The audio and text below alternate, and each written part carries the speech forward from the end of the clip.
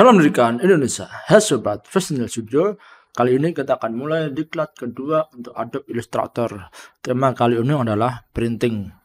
Yang akan kita bahas kali ini cukup banyak, yaitu proses pencetakan, mencetak dokumen, pengaturan printer, make and bleed, trims make, output, dokumen ink option, color handling, printing, bitmap, overprint, dan lain sebagainya. Oke, kita mulai.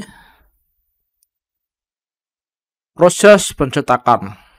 Langkah terakhir dari proses membuat desain umumnya adalah mencetak. Langkah mencetak berarti memindahkan desain yang ada di dalam dokumen ke dalam sehelai kertas atau media cetak lainnya, seperti materi spanduk, billboard, dan sebagainya. Adobe Illustrator dapat mengkomodasi pencetakan dengan mesin offset printing maupun printer rumahan biasa, sama seperti software lainnya. Proses pencetakan dimulai dengan menekan menu file, print, atau dengan menekan tombol Ctrl P. Mencetak dokumen ketika perintah print dijalankan akan terlihat jendela seperti berikut. Kita akan tonton videonya ya. Jadi kalian tinggal klik file, print, dan nanti kalian bisa pilih printer yang nanti kalian gunakan. Nanti kamu setting itu nanti kemudian tinggal di print saja. Oke, untuk settingnya seperti apa akan kita bahas setelah ini. Oke, kita lanjut. Jendela tersebut memiliki banyak bagian, berikut bagian-bagiannya, yaitu yang pertama pengaturan printer. Di bagian ini Anda bisa memilih nama printer yang akan digunakan. Nama printer yang bisa dipilih disesuaikan dengan nama dan jenis printer yang telah diinstal dalam komputer.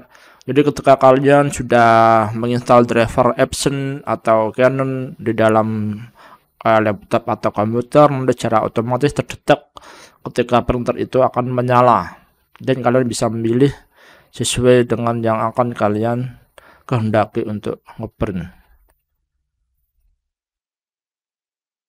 Yang pertama, menu general. Menu ini digunakan untuk pengaturan umum pencetakan seperti jumlah cetakan dan sebagainya.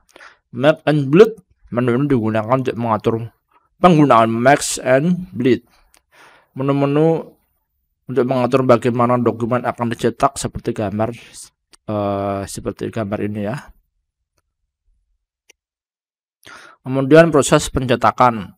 Nanti ada tulisan output. Output itu apa? Yaitu menu yang digunakan untuk mengatur bagaimana dokumen itu akan dicetak. Yang kedua, grafik. Menu ini digunakan untuk mengatur kualitas cetakan, terutama yang berkaitan dengan objek-objek di dokumen. Selanjutnya, color management. Menu ini digunakan untuk mengatur profil warna. Advance. Menu ini digunakan menambahkan fitur-fitur pencetakan yang bisa Anda gunakan. Summary. Menu ini digunakan untuk merangkum semua pengaturan yang telah Anda buat, sehingga Anda bisa membandingkan dengan checklist pencetakan. Proses pencetakan. General digunakan untuk mengatur perintah-perintah dasar seputar pencetakan. Berikut ada beberapa perintah yang digunakan. Jadi di situ ada menu di general ya, tab general. Di situ ada apa? Ada copy, ada reverse, ada collect, output, ignore output, media size, width, dan orientation. Nah, kita akan bahas satu persatu apa itu pengertiannya. Yang pertama, copy, mengatur berapa kali dokumen Anda dicetak. Jadi nanti ketika kalian mau mencetak banyak, ada 10 kopi, tulis saja 10 seperti itu, nanti secara otomatis akan mencetak sejumlah 10 dokumen. Seperti itu. Kita lanjut, proses pencetakan yang lain adalah collect. Yaitu dalam kondisi aktif, kalian akan membuat output 1 sampai terakhir dicetak sampai habis, dan akan diulang dari output 1 sampai terakhir untuk pencetakan berikutnya. Berikut seterusnya. Jadi ketika kalian klik collect, nanti kalau yang membuat output sejumlah 10 ya, atau 10 page. Kalau di Corel itu namanya sheet ya, 10 sheet. Nanti akan cara berurutan akan ngeprint dari output 1 sampai 10, habis itu diulang lagi dari output 1. Seperti itu terusnya kalau ada kopiannya ada banyak lah. Reverse order. Apabila dokumen terdiri dari lebih dari satu halaman, kotak cek ini digunakan untuk mencetak dari nomor terakhir dan bergerak dari nomor awal. Ini kebalikannya ya. Jadi kalau kita kolot seperti biasa itu akan mencetak secara berulang dari nomor awal sampai akhir. Kalau yang reverse itu dari akhir sampai depan. Tujuannya adalah untuk memudahkan Anda mengurutkan dokumen nantinya. Kalau dari nomor terakhir kan kalian nggak usah ngurutkan dari 1 sampai 10 gitu. Jadi sudah otomatis tertumbuk sampai di atasnya itu nomor 1. Atbot itu apabila dokumen terdiri dari 2 atau lebih atbot, opsi ini akan aktif ya.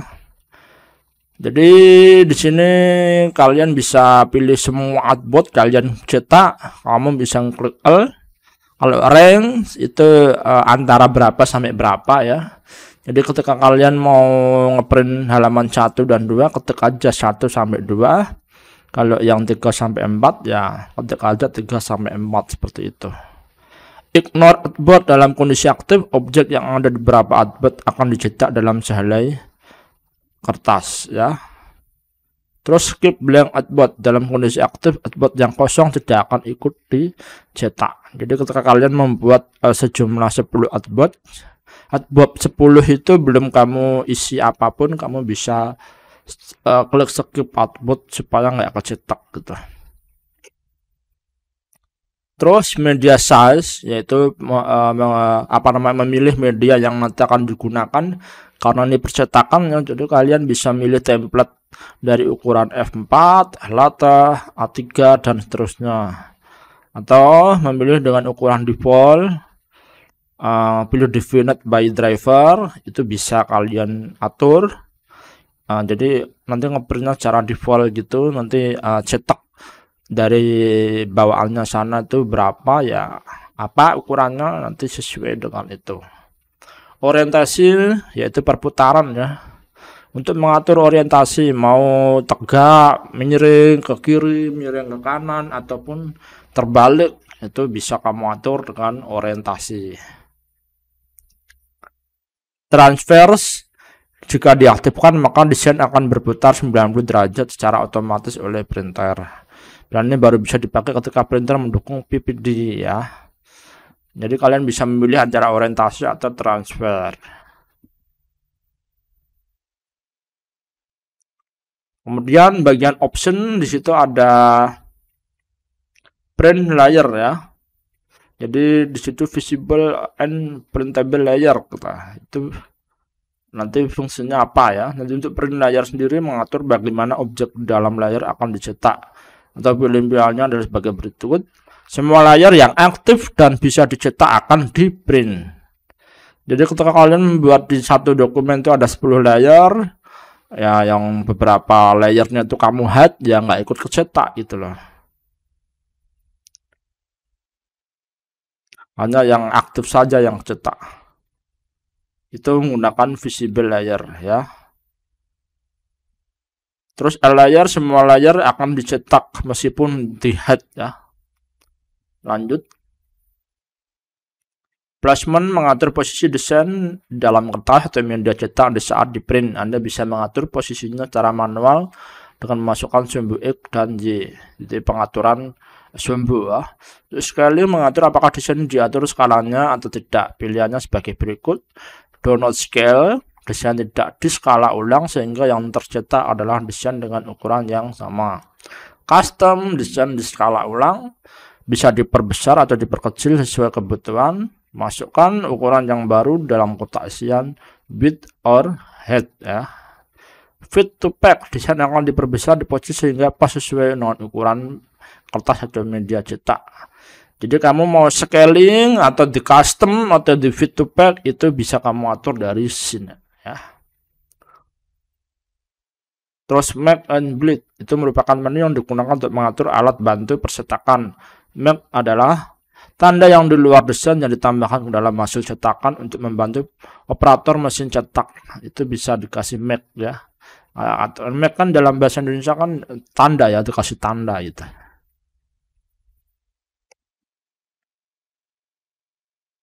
Jika Anda mengklik kotak check all printer make, seluruh make tanda yang dicetak Maka tanda-tanda itu lebih penjelasannya sebagai berikut ya. Trim mark digunakan menambahkan trim mark atau biasa juga disebut istilah crop mark. Tanda ini digunakan memberitahu printer atau desainer di mana batas kertas untuk dipotong sehingga diletakkan di setiap ujung kertas. Jadi itu memudahkan untuk pas proses pemotongan ya.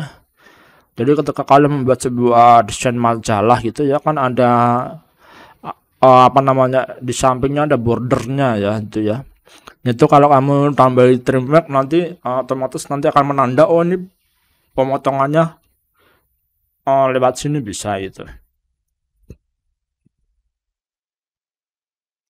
Terus registration mark, tanda ini digunakan untuk membantu operator mesin cetak biasanya dalam offset printing agar mereka memposisikan plat-plat warna CMYK secara presisi. Bentuk registration mark yang umum adalah seperti gambar berikut. Namun gambar ini menunjukkan posisi plat yang tidak presisi sehingga warna-warna printer tidak menyatu di tempat yang sama. Nah, di sini ada color bar. Tanda ini digunakan untuk menguji apakah warna-warna yang primer biasanya CMYK terlihat optimal ketika cetak atau tidak, baik dalam skala tinggi maupun rendah. Bentuk umum dari color bar bisa seperti berikut ini ya. Back information untuk menambahkan informasi halaman ke dalam cetakan.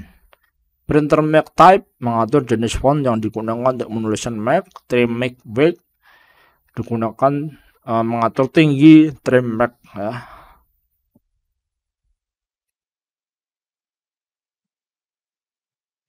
Oke, lanjut di proses pencetakan mark and menurut situs adobe.com, tanda-tanda di atas akan terlihat seperti gambar berikut ya di sini ya. Jadi di sini ada hasil printingnya, di sini ada gambar yang dicetak, di sini ada tanda-tandanya ya. Kita satu-satu kita pelajari ya. Yang A ini disebut start target, muncul tanpa pengaturan khusus ya. Yang B ini registration mark. Nah, yang C ini impact information, jadi ada proses informasi ya, CMYK-nya dan yang lain sebagainya, dicetak di halaman berapa, terus jam berapa, seperti itu. Terus yang D trim mark, nah, seperti ini ya, untuk mengatur bagaimana pencetaknya. Yang E ini color bar ya, seperti ini. Yang F itu tinta bar ya, seperti ini. Nah, sedangkan bleed adalah area kertas tambahan agar desain yang dicetak tidak terlalu mepet saat dipotong. Apabila Anda sudah mengatur bleed sejak awal pembuatan dokumen, aktifkan kotak cek use dokumen bleed setting. Tapi jika belum diatur sejak awal, maka nonaktifkan kotak cek ini dan isi sendiri area bleed akan dibuat dengan masukkan nilai di dalam kotak isian top, bottom, left, dan right ya.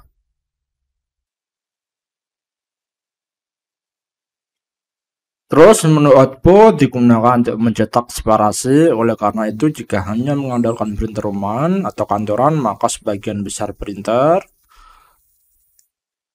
atau pilihan dalam menu ini dalam kondisi nonaktif ya. Selanjutnya, bagian mode digunakan untuk mengatur bagaimana desain akan dibuat separasi warnanya.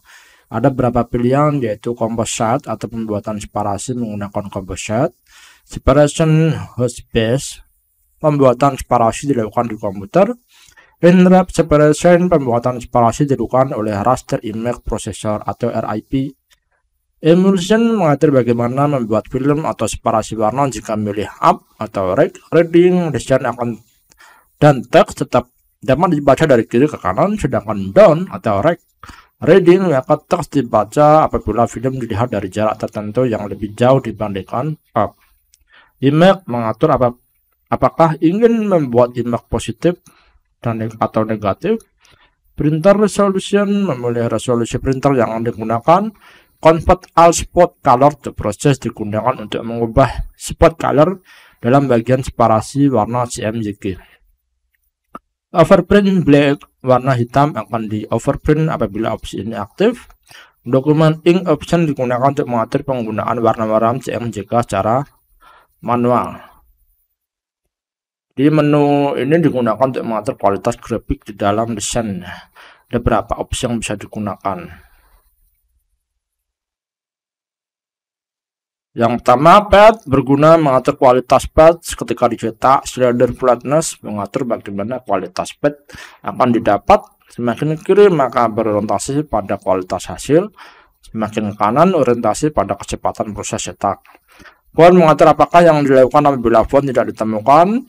Ketika desain akan dicetak, secara umum font akan download. Namun apabila memilih nol, jika tidak ingin mengubah font, apabila hanya mengunduh karakter-karakter dalam font digunakan saja. Pilihlah subset, sedangkan komplit dipakai untuk mendownload font dan seluruh karakternya, baik digunakan maupun tidak dalam desain.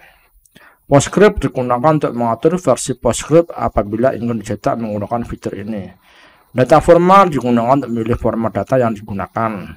Compatible gradient and gradient mesh printing dalam kondisi aktif dapat mengoptimalkan objek yang diwarnai menggunakan gradient atau gradasi. Color management digunakan untuk mengatur profil warna atau color profil. Berikut pilihannya yaitu color handling, mengatur penggunaan color profil ketika masih proses pembuatan desain. Jika tidak bekerja dengan PostScript, pilihlah default adalah Let Illustrator Determine Color ya. Printer profile digunakan untuk mengatur profil warna yang ada pada printer atau mesin cetak. Rendering intent memilih tipe rendering warna yang digunakan. Rendering intent sendiri merupakan opsi yang digunakan untuk membantu Anda mengatur bagaimana 4 warna primer CMYK dalam pencetakan dapat mengakomodasi ribuan warna objek dan desain yang Anda buat. Pilihan yang tersedia di antaranya perseptual, berfungsi untuk mengubah warna yang tidak bisa dijangkau oleh warna dasar, atau disebut out of gamut menjadi warna lain yang mendekati in gamut. Opsi ini bagus jika desain yang Anda buat mengandung objek fotografi. Saturation berfungsi untuk mengubah warna out of gamut ke warna yang lain. Selama saturasinya sama, saturation akan menghasilkan warna yang kurang cocok jika Anda bekerja dengan objek foto. Namun tidak masalah apabila Anda membuat objek yang tidak terlalu ketat dalam pewarnaan seperti pembuatan cat. Relative colorimetric berfungsi untuk mengubah warna out of gamut ke warna lain yang masih bisa dijangkau warna CMYK in gamut. Namun apabila warna lain in gamut tidak disesuaikan sehingga mungkin kurang akurat apabila objek mengandung warna gradasi. Absolute colorimetric umumnya dimanfaatkan untuk keperluan proofing sehingga tidak cocok untuk pencetakan final, terlebih mengandung objek foto. Mengatur color profil untuk pencetakannya seperti ini ya.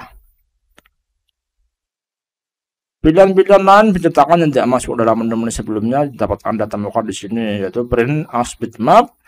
Mengatur objek vektor akan dicetak sebagai objek bitmap ketika opsi ini aktif. Overprint mengatur bagaimana objek yang overprint akan dicetak. Preset mengatur ketajaman resolusi dari pencetakan. Kita mulai pencetakan. Apabila pilihan-pilihan pencetakan sudah ditentukan, ya mau nggak mau kalian juga harus mengklik tombol print jika mau mencetak dokumen. Apabila tidak jadi mencetak, bisa tekan tombol cancel. Jadi itu tadi pembahasan kita di Diklat Adobe Illustrator hari kedua dengan tema printing. Semoga pembahasan kali ini bermanfaat.